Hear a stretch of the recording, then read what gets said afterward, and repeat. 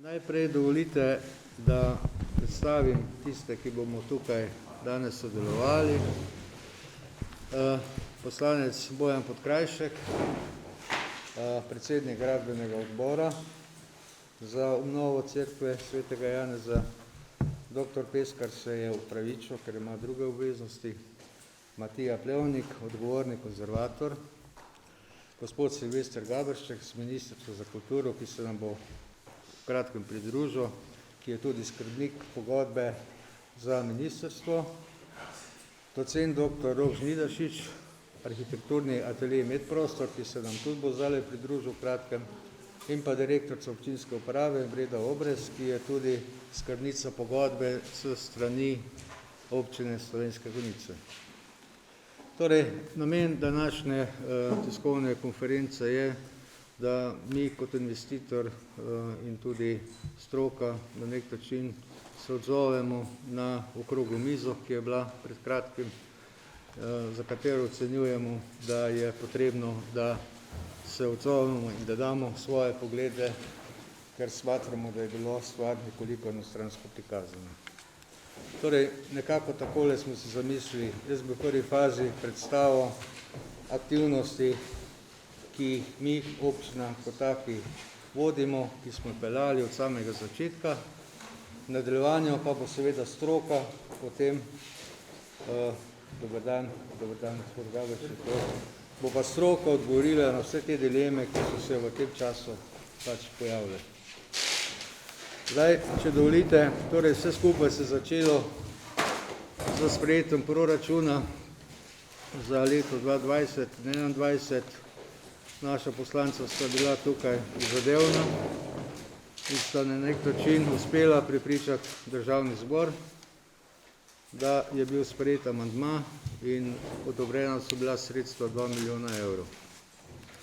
2 milijona evrov, moramo vedeti, da je to dejansko 1,6 milijonov, ker razlika je DDV, torej realno imamo na razpolago približno 1,6 milijonov denarja za posege, ki so predvideni. Ko je bilo to na nek način odobreno, smo mi z občine takoj stopili v kontakt z ministrstvom in smo že 10. januarja imeli uvodni razgovor, kjer smo dobili informacije, kaj bi se naj s tem denarjem naredilo. Torej, izhodišče je bilo, potrebno je objekt sanirati in zastrešiti, to je prva in druga faza, če bodo sredstva na razpolago, pa še tretja faza, to pomeni nadaljevanje restauratorsko-konzervatorske obnove. Mi smo takrat predlagali, ali je možno ta projekt raztegniti na 3 leta, ker smo se zavedali, da je to časovno zelo zahtevno. Odgovor je bil ne, torej 2 leti je proračun in 2 leti moramo to narediti. Po tem pogovoru smo se dejansko lotili skupaj z ZVKD-jem Celje k temu, da smo prišli do popisov del, predvidenih del, ki jih je bilo potrebno narediti za stabilizacijo, sanacijo tega objekta. Torej, ta prva faza. Moram reči, da smo tukaj kar veliko napora naredili, ampak ne nazadnje smo uspeli. Torej, mi smo zelo hitro te stvari naredili in smo že v začetku preteklega leta šli v javni razpis za izbiro izvajalca, ki je bil objavljen na javnem portalu. Javilo se je 7 ponudnikov. Najugodnejši ponudnik je bil dejansko domači ponudnik GMI,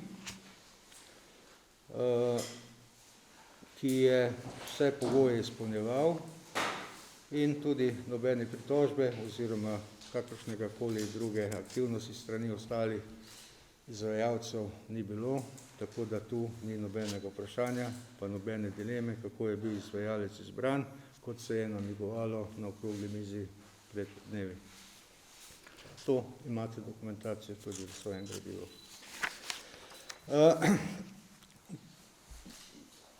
Ker se je v tem času, je bila ta korona čas, tudi vlada se zamenjala, je zelo pozno prišlo do podpisa pogodbe. Mi smo pogodbo, ki jo imate tudi priloženo, podpisali konec meseca junija, 22. junija. V pogodbi je jasno zavedeno, kakšne so naše obveznosti kot investitorja oziroma obveznosti ministrstva kot financerja. Torej, prva faza, sanacija, stabilizacija, druga faza, zastrešitev. V tej pogodbi je ministrstvo tudi imenovalo gospoda,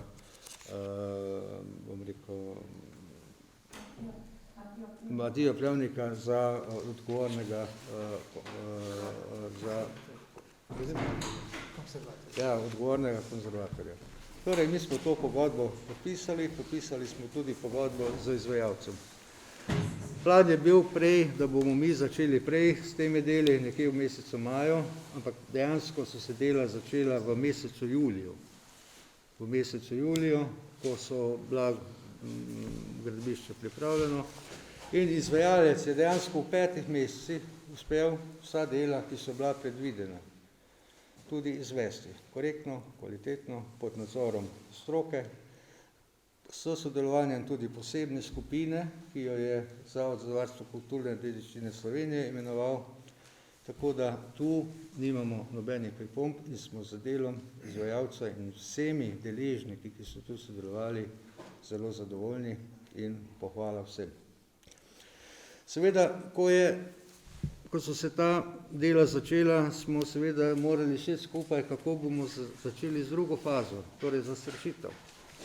In kar nekaj sestankov smo imeli na to temo in nekako je potem padla odločitev, da pozovemo 3 ugledne arhitekte, da dajo ponudbo, da pripravijo tisti, ki bo izbran, predloge, kako se naj zastrešitev naredi in potem po nekem konsenzu, ki bi ga seveda stroko skupaj dorekli, nadaljevali z izdelavo dokumentacije in vsem ostalim. Zdaj, mi smo imeli veliko sestankov, nekaj zapisnikov smo tudi dali, ampak za to, kako smo do tega prišli, je to cel fascikel dokumentacije, ne?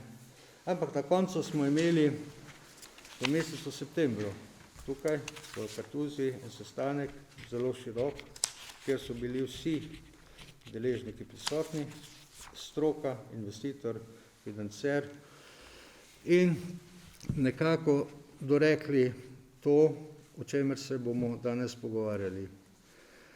Mi smo izpostavili našo obvezo kot investitorja, da v skladu s pogodbo izvedemo zastrešitev in potem je bil soglasno tukaj v teh prostorih dosežen dogovor, da je ta varianta, ki je sedaj na nek način verificirana, tudi sprejemljiva za vse in da se postopki nadaljujejo.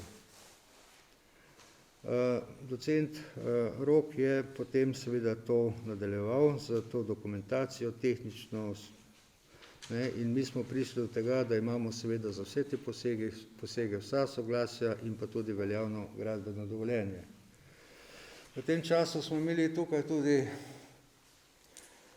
nadškofa Cvikla, ki smo mu to tudi predstavili in tudi z njegove strani je bila ena pozitivno mnenje glede vsega tega, kar bi tukaj naredili. Torej, v procesu odločanja zastrešitev da ali ne, kakšna, takšna, so vsi relevantni, govorim, akterji, ki so bili uradno imenovani sa strani ali ministrstva ali ZVKD-ja sodelovali in dosegli, bom rekel, skupno odločitev. Torej, to ni sedaj tako, kot se želi predstavljati, da vsaj tu občina ne vem kaj počne, ne, ampak je to dejansko skupna odločitev in veliko naporov in pogajanj in tudi, bom rekel, dilem, se nam je tukaj pojavljalo. In zavedamo se tega, kot je rekel že gospod Gaberšek po nekem pogovoru, nikoli pa ne bomo naredili nekaj, kar bo ustrezalo vsem.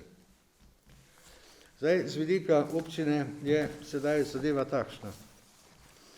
Mi smo imeli razpis za zastrešitev, razpis je v teku, če bo vse normalno, če smo vse to dogovorili, bomo mi v roku 10-14 dneh v fazi, da lahko z izvajalcem, ki se je pač javil na razpis, podpišemo pogodbo in v skladu s tem bi lahko oziroma bo ta zadeva v skladu z dogovornim rokom končana do konca oktobra ali pa nekje v sredi novembra. Zdaj, da vam povem dejansko, kaj smo mi skupaj naredili v tem času. Praktično v letu in pol smo naredili sanacijo oziroma bomo naredili sanacijo, sprejeli odločitev, kako bomo to zastrešili in v bistvu to tudi izvedli. Ne predstavljam si, kako bi lahko kdo bolj učinkovito in v končni fazi to tudi izvedel, sploh glede na to, da nismo imeli, bom rekel, potrjenih izhodišč. Razne konference, ki so bile 10 let nazaj, niso povedali, kakšna rešitev je. 4 leta nazaj so bili tu mednarodni strokovnjaki, ki se tudi niso opredelili, kaj to je, kako to rešiti. In mi, če smo na nek način odgovorni, kar vem, da smo, to se pač morali tako zadevo zastaviti in izpeljati. Če tega ne bi naredili, oziroma če ne bomo tega naredili, vprašanje, kako in kdaj bo zopet to, bi pa mogoče to povedal, to je največja izvedba na takšnem objektu v zadnjih 5 letih. Ne, torej. Tako, to je z moje strani, jaz to ne bi kaj veliko dodal. Občina je vse postopke, še enkrat poudarjam, peljala transparentno, zakonito in v tej, in lahko tudi rečem, da učinkovito. Nimamo kaj skrivati, vsakdo lahko to preveri, tudi gospod Gaberšek in Breda, ki sta skrbnika, sta zelo skrbno to zadevo nadzirala. To bi bilo seveda z moje strani, bom potem še na kakšno vprašanje, če boste želeli, odgovoril. Sedaj pa prepuščam besedo, bo še kaj na to temo našel kasneje. Prosim. Vsem lep dober dan. Zdaj, seveda, na nekaj sem ponosen, da sem od 90 poslancev najbližje te Kartuzije doma jaz. Moj dom je približno 5 km od tega evropskega spomenika. Kot domačin lahko zatrdim, da nekje od leta 1994 sodelujemo z občino kot domačini in smo bolj vpeti v ta spomenik v Žičko Kartuzijo, ko se je začelo to čistiti.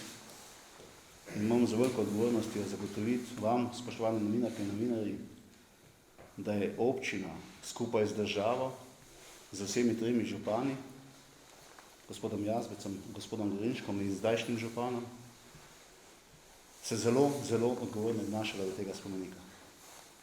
Na to smo domačini ponosni. Pa, ker je danes tema zdajšnja obnova, jaz sem vesel, da nam je uspelo v Državnem zboru, seveda skupaj z poslanci, predvsem pa s poslanskim kolegom, ki je bil izvoljen v našem volilnem okraju, gospodom Milinčičem, doseči 2 milijon v letu 2020, pa 1 milijon v letu 2021 za obnovo tega spomenika. A veste, če bi takrat Državni zbor sprejel, da bomo 2 milijona dali v Žičko Kartuzijo, v celoten spomenik, potem bi še verjetno bili zdaj nekje na začetku, ker bi vsi skupaj mogoče se odločali, kaj bi bilo najbolj pomembno, pa kaj najlažje, kjer oreh je najlažje zastreti. Pa takrat je bilo izrecno, da se obnovi cerkev, ostrešje. Seveda vsi smo se zavedali, tak župan, spoštovani župan, vodstvo občine, tudi Ministrstvo za kulturo, da ta pot ne bo lahka. To smo se vsi zavedali. Da smo si upali seveda finančno zagotavlja ta denar, seveda biti glasni v Ljubljani, nas je predvsem so vodile 3 stvari. Celjski zavod, ki strokovno skrbi že vsa leta za ta spomenik, to je en segment. Ministrstvo za kulturo, na čelu z gospodom Gaberšekom, pa vodstvo občine. To so 3 stebri, za kar je bilo smiselno pa modro ustrajati, da bi dobili denar za obnovo tega spomenika oziroma te cerkve. In te 3, ki smo jih zdaj, ki sem jih omenil, seveda se je izkazalo, da je bilo zaupanje prav gotovo 100% in da nismo nikjer imeli mogoče neke v mislih neke stvari, ki se pol ne bi zgodile. Seveda v sklopu tega časa pa te obnove začetkov so se še pa pridružili strokovnjaki. Seveda, jaz moram povedati, da gospoda arhitekta do lanskega julija nikoli nisem videl, niti slišal nisem za njega. Moram pa priznati, da je gospod Rok dal za svojim znanjem, za svojo energijo, jaz ne vem, ki jo črpa, nek nov doprinos temu spomeniku. Seveda, ko smo se začeli pogovarjati, kako bo pa streha izgledala, seveda je pa bilo mnogo strokovnjakov okrog nas. V Vršički Kartuziji, pa tudi širom Slovenije, pa tudi čez naše meje. In zaključil bom kot nestrokovnjak. Povedal sem, da sem domačin. A veste, največkrat imamo v državi naši, to sem se naučil, ker sem poslanec drugi mandat, težava v tem, dokler se nič ne zgodi, smo vsi zadovoljni. Ko se pa začnejo kamni premikati, imamo pa mnogo tistih, ki znajo povedati, kako bi bilo boljše. A ga predstavimo levo ali desno, ali naprej ali nad zidom. To je težava ne samo v tem spomeniku, to je težava v širše. Jaz mislim, sem prepričan, da je ta obnova tudi nek premik nas v naših glavah, mora biti, da moramo na nekih stvarih malo drugače razmišljati. Jaz sem vesel, da smo danes tukaj in da smo prišli do te točke.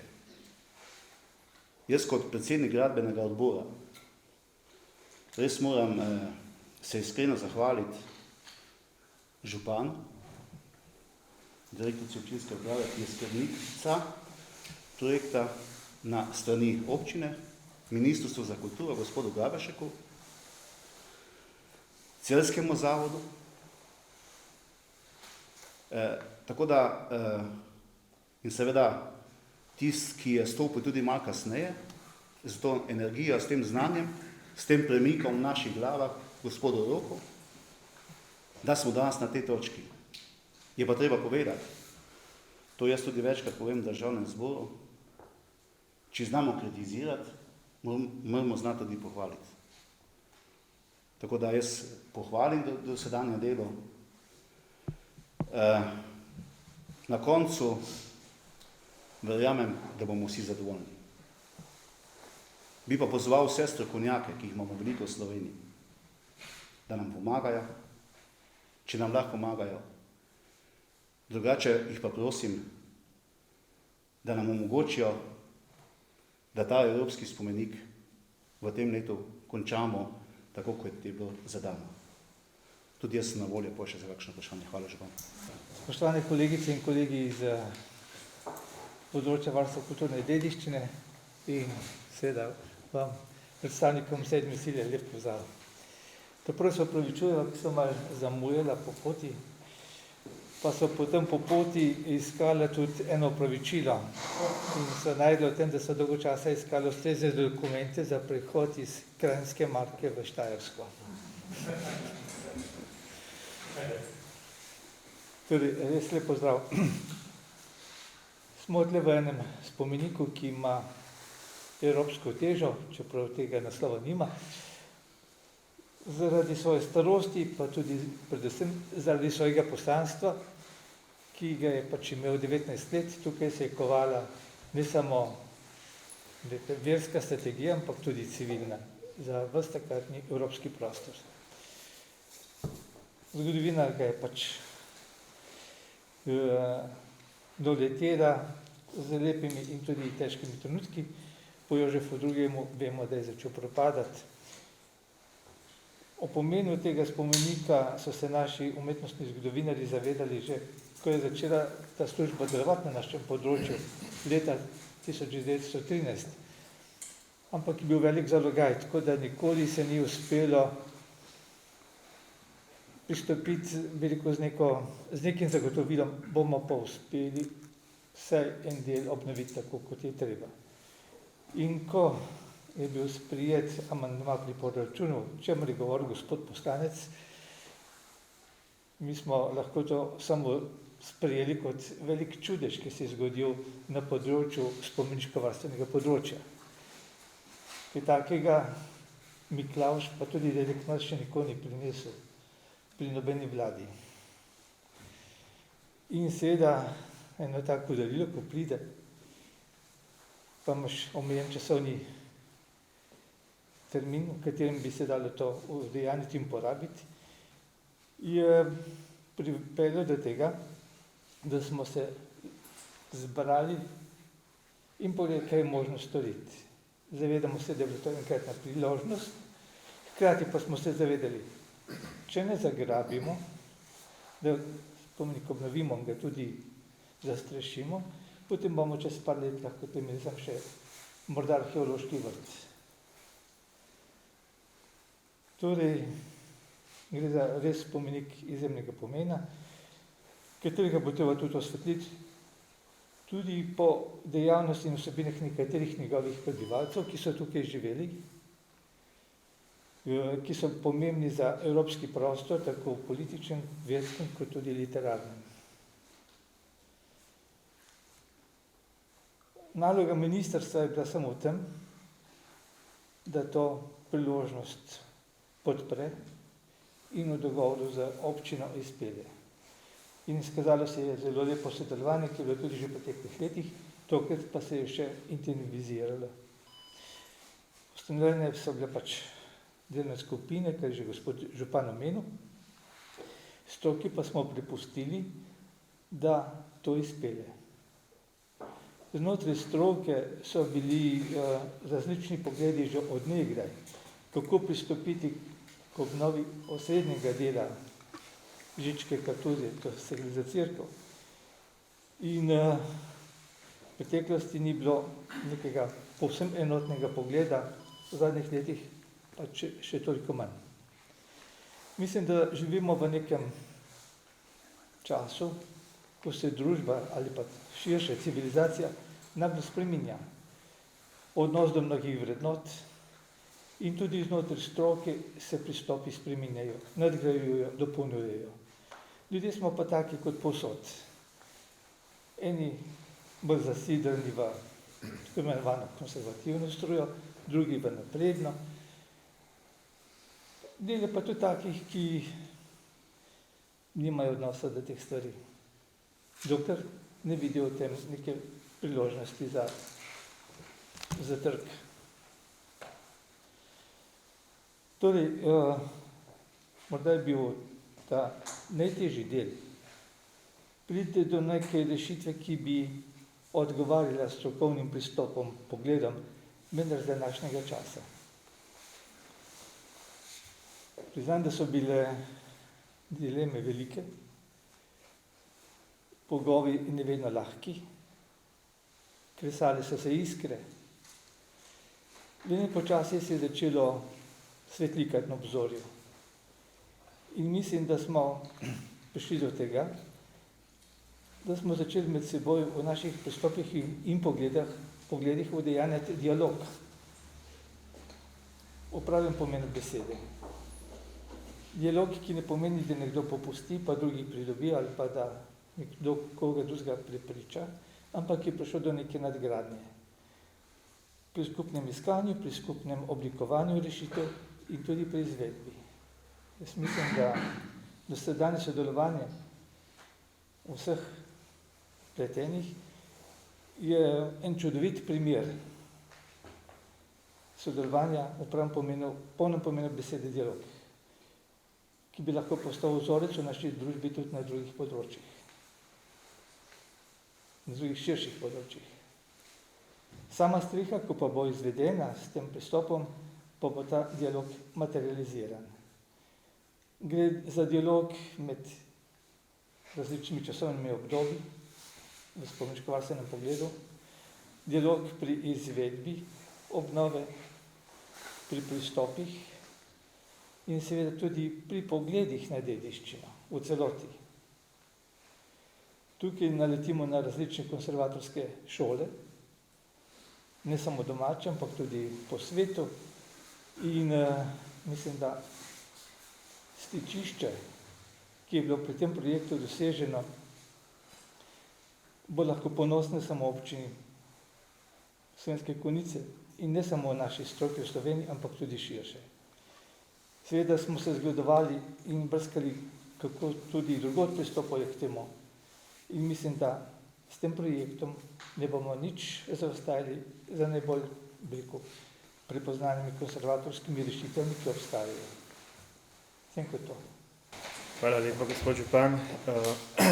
Hvala lepa, predsednik gradbenega odbora, gospod Silvester, Matija Plevnik, Breda Obrez in predsednica delovne skupine, Svetlana Kurelec in pa Danila Brišnik iz vodja območne enote Celje. To je pravzaprav ekipa, ki od časa, ko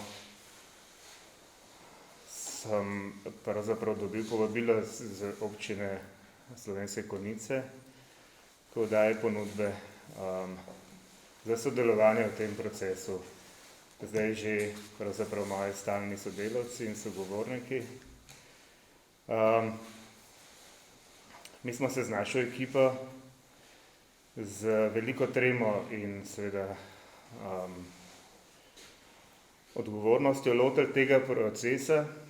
Gre pa pravzaprav za to, da ni šlo za to, kako najdete eno barbarozno arhitekturno rešitev, temveč je šlo predvsem za to, da so tako v občini, gradbenem odboru, kot tudi na Zavodu za varstvo kulturne dediščine iskali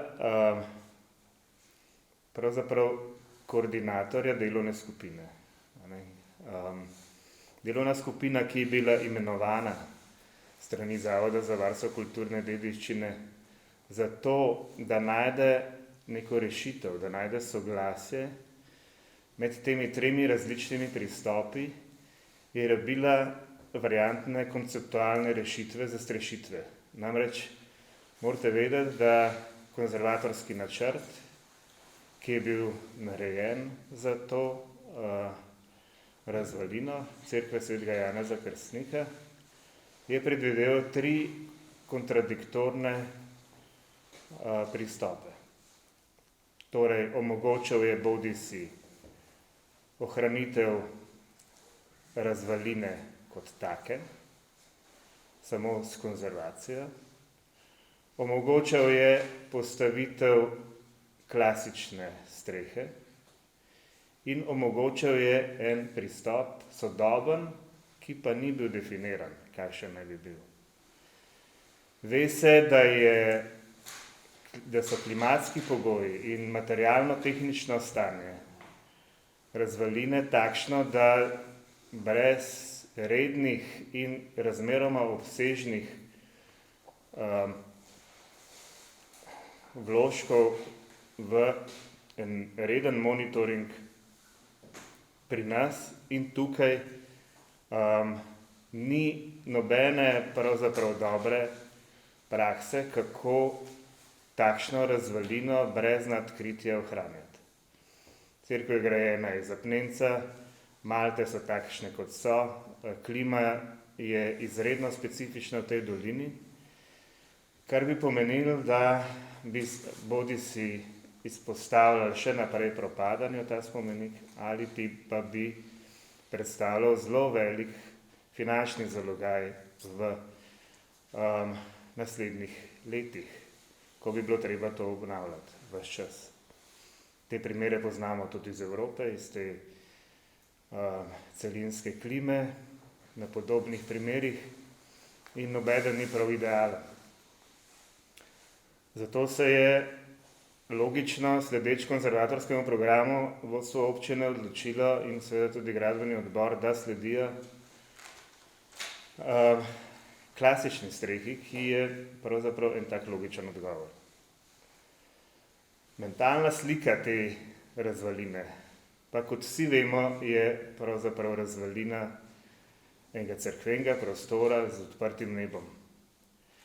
In to je nekaj, kar pravzaprav vsakega, ko si vprašal, preden, tudi javna razprava o tem je bila v dnevnem časopisju v lanskem letu, tisti, ki ste spremljali to, so si vsi želeli pravzaprav to, da ta cerkev ostane brez strehe, kot razvalina. To je ta možnost, ki sem jo prej opisal, kaj pomeni. In naloga delovne skupine je bila, da najde pravzaprav neko soglasje, da najde v strokovni razpravi in skozi variantne rešitve neko rešitev, ki bo odgovorila na največ pravzaprav vprašanj in kot taka ponudila končno možnost. In to je bila v bistvu naša naloga. In mi smo v tem razmeroma kratkem času, poleg seveda študija vseh verov, konkretnih pogovorov z odgovornim konzervatorjem Matijo Plevnikom in dolgih razprav v delovni skupini, to so bili sestanki v Ljubljani, v stavbi restauratorskega centra, ki so trajali po več ur, to ni tako po 1 uro, 2 uri, to so bili sestanki, ki so trajali 9 ur in smo soočali stališča, se na podlagi maket, tukaj ena od teh maket je danes tukaj, na podlagi maket celote, kaj naj bi celota kot nek bodoči prostor soočanja s to dediščino, prostor nekih dogodkov, prostor, pravzaprav, kjer bo ta dediščina prišla do veljave, kako naj bi bil urejen, kaj naj bi bili njegovi programi in kakšen del celote je ta cerkev. In prišli smo do ene od teh 5 rešitev, ki je nekak sintezna rešitev, ki odgovarja pravzaprav na to, da v celotnem tem kompleksu, ki je delno rekonstruiran, delno je ohranjen, delno je prezentirana njegova arheološka substanca in precejšen del ga je še neraziskanega. In na nek način smo želeli vse to v tem konceptu povzeti, predvsem pa to narediti na način, da bo do ostaline zaščitene, torej da bo narejena streha, ki bo ščitila to originalno substanco in da bo po drugi strani vzpostavljen nek dialog v kontekstu vseh prejšnjih posegov in tudi vseh faz gradnje. Torej je ta streha zastavljena kot ena reverzibilna intervencija, kar je bila tudi zahteva konzervatorskega programa oziroma načrta, se opravičujem, in je zasnovana na način, da je čitljiva da se ve, kaj je dodano, da se ve, kaj je bilo zgrajeno v 60 letih, da se ve, kaj je bilo porušeno, da se ve, kaj je bilo zgrajeno v baročni fazi, da se da čitati gotske prvine in da se da odčitati prve romanske sloje. Torej, da so vsi posegi razmeroma enakovredni, vendar na način, da so tiste ključne prvine teh ostalin, tega vrhunskega spomenika postavljene v prvi plan. Sveda, ko rečemo pomična streha, ko rečemo odprta streha, ko to izrečemo, se zdi, da je to pravzaprav nekaj, kar bo preglasil celoto, pa vendar boste videli, da je to narejeno na en izjemno premišljen način, ko bo ta streha pravzaprav počivala na teh ostalinah na način, da ne bomo čisto znali določiti njene materialnosti, njene mase, da bo kot nek privid lebdela nad tem prostorom in predvsem to, da bo puščala to vzdušje, kot je danes, torej stika cerkvenega prostora z odprtim nebom, še vedno možno. In hkrati za potrebe zaščite arheoloških ostalin in seveda za potrebe novega življenja tega spomenika omogočala tudi pokrit prostor. Kdaj se bo pokrival, kako se bo pokrival, a se bo dnevno, a se bo sezonsko, a se bo tedensko, a bo iz tega narejen spektakel, ali bo to pač nekaj, kar bo sledilo vremenu, je stvar upravljavskega načrta in strategije gospodarja. Tehnologije, ki smo jih predvideli in uporabili, so načrtovane strani največjih strokovnjakov za te rešitve pri nas in so zasnovane na način, da bo potrebnih čim manj sredstev za njihovo servisiranje. Namreč to so tehnologije gledaliških odrov, ki so pri nas zelo dobro preizkušene. V zadnjih 20 letih so se v glavnem vsa gledališča v Sloveniji prenovila, od v manjših naseljih do vseh pomembnih velikih slovenskih gledališč, od mariborskih, ljubljanskih. Jaz osebno sem sodeloval pri prenovi minoritskega samostana v Mariboru, katerega smo ugradili tehnologijo za lutkovno gledališče, ki danes zelo dobro funkcionira in je tudi po zaslugi te stavbe prišlo v sam svetovni vrh. Hočem pa povedati to, da pri vseh teh prenovah na odrski tehnologiji je sodeloval naš tehnolog za to streho. Kar pomeni eno znanje enega zrelega človeka, ki pa je seveda podprt tudi z eno resno projektivno ekipo. In smo reducirali rizik tega tehnološkega dela, tega pomika na minimum, tako da zagotavljamo dolgo življenjsko dobo in normalno delovanje. In to je verjetno tudi največji izziv te strehe. Sicer bo ta streha, če se boste pripeljali, tako kot ste se danes, strani Slovenskih Konjic po vsej verjetnosti in Špitaliča, boste v kulisi tega samostana zagledali na čisto normalno strešino, krito z originalno kritino, kakršna je tukaj bila in s katero tudi spodbujamo obrtna znanja, to je skril, tak, kakršen je na gotskih strehah, kakršen je tudi na originalnih, nerekonstruiranih strehah, torej na gotski kapeli in pa na srednjeveškem severnem stolpu in to je zdaj ta strešina.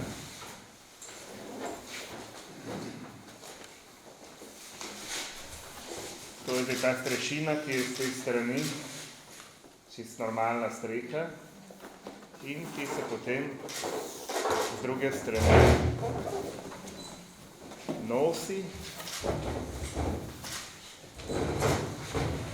nosi pomični del strehe, ki se zloži v njo.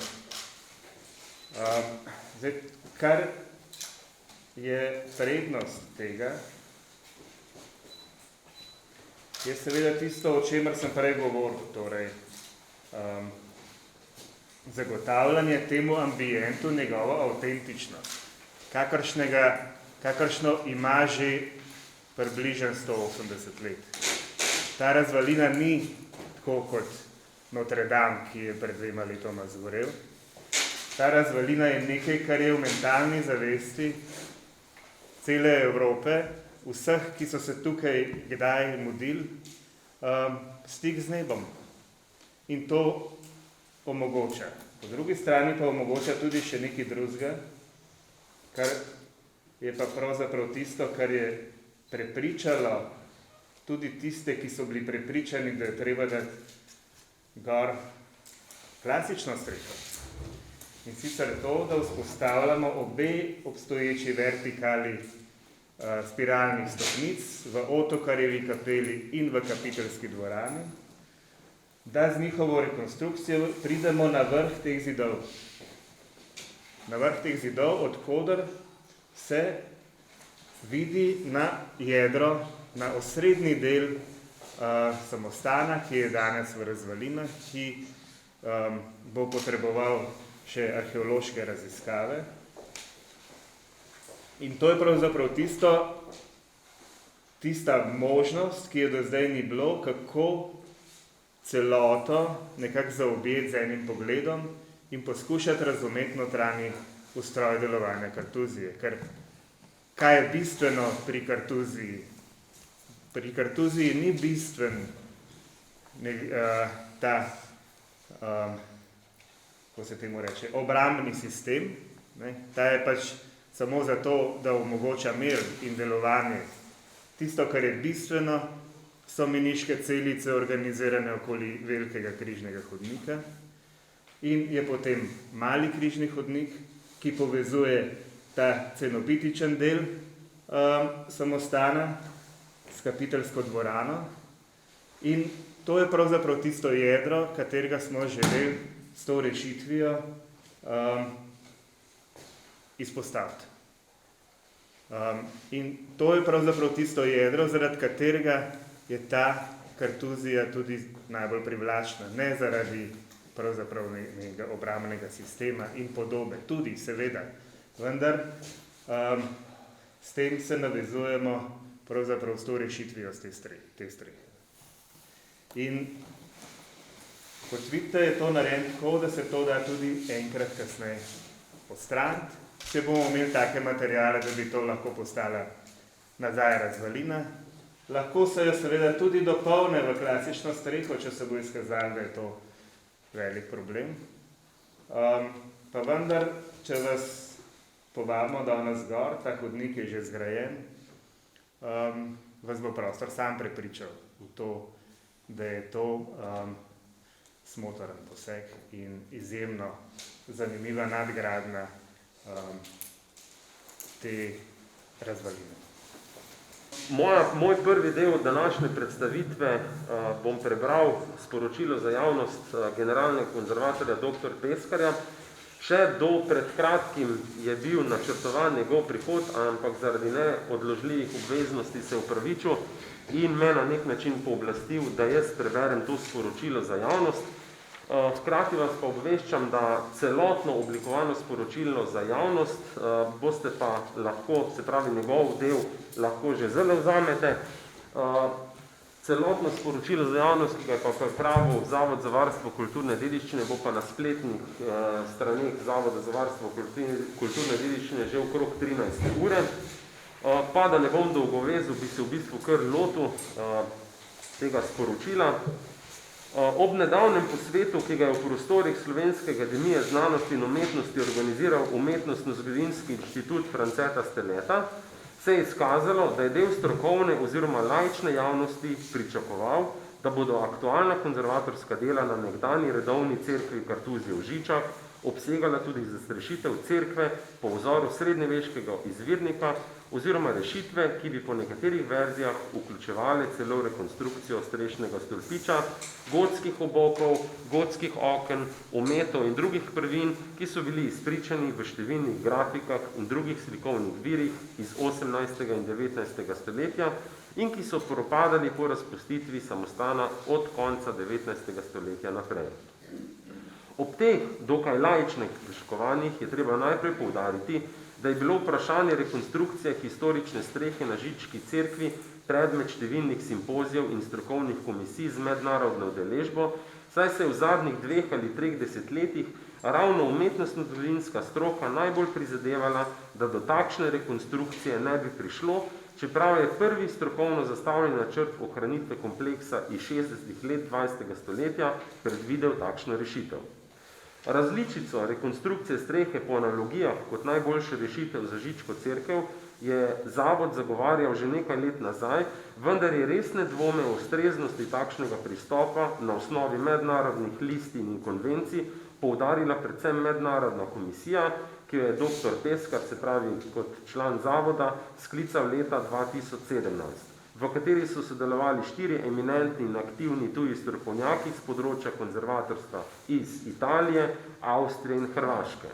Ta komisija je predvsem poudarila vrednost in vrednote cerkve kot ruševine oziroma njenega trenutnega stanja, zato je rekonstrukcijo strehe odsvetovala.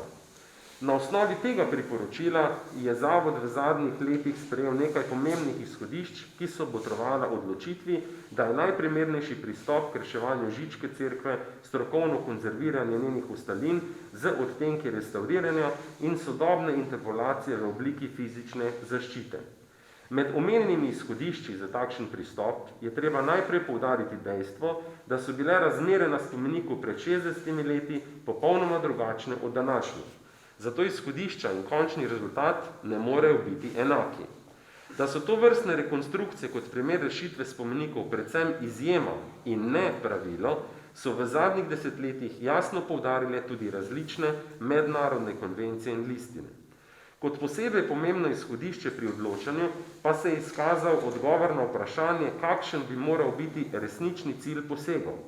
Ohranitev spomenika, ki je cilj vseh deležnikov v procesih obnove, se pravi za lastnika, projektanta, izvajalca, strokovne službe, javnost.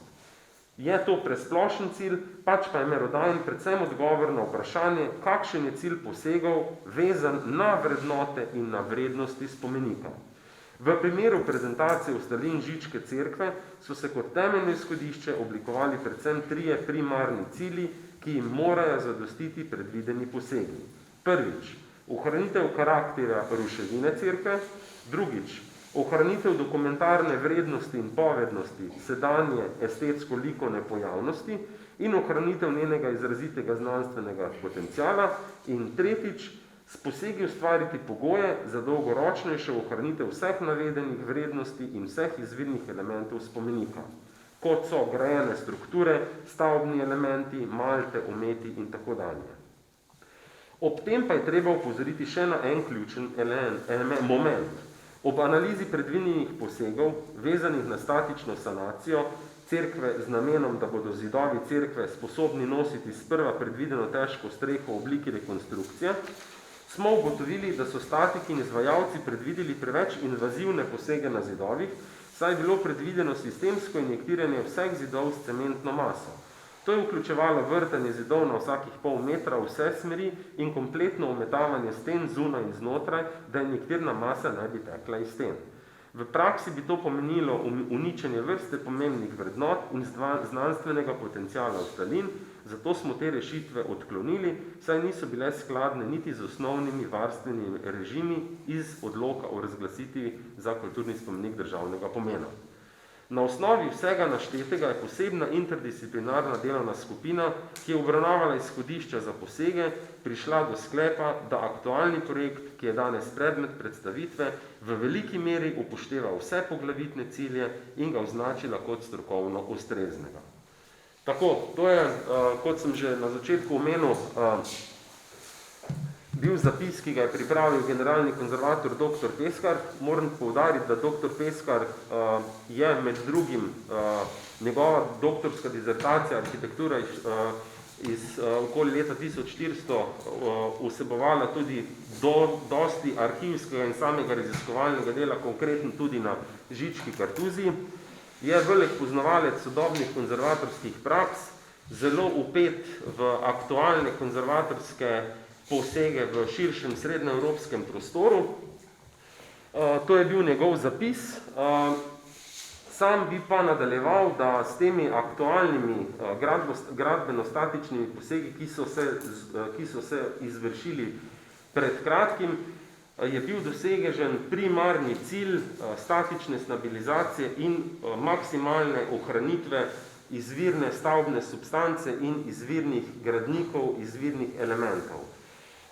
Ob koncu te novinarske konference oziroma tiskovne konference bi pozval spoštovane novinarke in novinarji, tiste, ki bi si želeli pogledati dosedanja dela, da se seveda ob vseh pogojih, ki jih bom prebral in z vašim podpisom, da greste na gradbišče na lastno odgovornost, bomo imeli kontrolirano vodenje po objektu, kjer bova z docent Rokom Žnidaršičem skušala vam prikazati plastično, kaj se je doslej naredilo in v bistvu nakazati tudi novo pot, ki jo naj bi ta streha v bistvu prikazala. Oziroma novo pot, ki jo bo ta streha v bistvu omogočala. Omenjeno je bilo več dejavnikov, ki so botrovali k temu posegu, namreč marsikdo se je spraševal, zakaj nismo normalno, da ti začneš nek objekt sanirati od temeljev navzgor. Ampak ob postavitvi gradbenih odrov smo ugotovili, da je vezna malta, vezivo je bilo popolnoma prklo in naj me popravijo kolegi iz občine, mislim, da v letih 2004-2005 je bilo za dobršno obdobje Žička kartuzija, se pravi velika redovna cerkev za obiskovalce celo zaprta, ravno zaradi tega, ker se je rušilo kamenje oziroma kamniti gradniki in je bilo nevarno, zato smo obrali najbolj, morda za laično javnost, najbolj absurdno rešitev, ampak po konzervatorski plati najbolj logično, da smo začeli sanirati vrh. Obenem smo statično sanirali cerkev, jo povezali.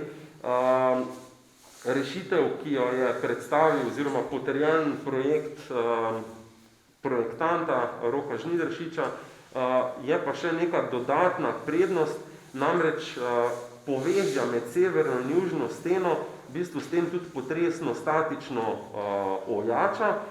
Poleg tega je pa zelo dobro prisluhnil sami berljivosti tega kartuzijanskega prostora, namreč za kartuzijanske cerkve, velike redovne cerkve je značilno troje.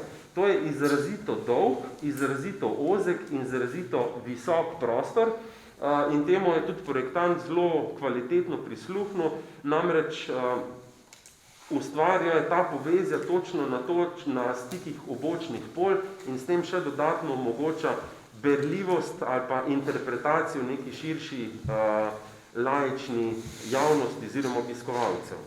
Ne nazadnje, kar bi rad poudaril, je to, da tako vodstvo zavoda kot vsi deležniki, občina, tudi projektant, se zavedajo, da kljub parcialnosti trenutnih posegov je dolgoročni cilj ustvariti neko homogeno enoto, da ne bo to kakofonija raznih stihijskih posegov, ampak da bo to homogena celota nekdanjega kartuzijanskega samostana, še zmeraj poudarjamo prostor tišine in kontemplacije in na osnovi tega so že stekli pogovori o izdelavi v prihodnosti konzervatorskega načrta za celoto in sočasno s tem usporedno tudi upravljavski načrt, sistem vzdrževanja, kakšne vsebine so v tem prostoru oziroma v tej lokaciji tišine so ustrezne, kaj ni ustrezno, kakšne kulinarične dejavnosti se lahko tudi dogajajo, se pravi v neki v skladu z željami investitorja bomo tudi sami poiskali najbolj optimalne mehke vsebine za ta prostor in jaz mislim, da vsekakor z temi obnovitvenimi posegi čaka Žičko kartuzijo ena lepa prihodnost. To je z moje strani to. Hvala. Hvala lepa.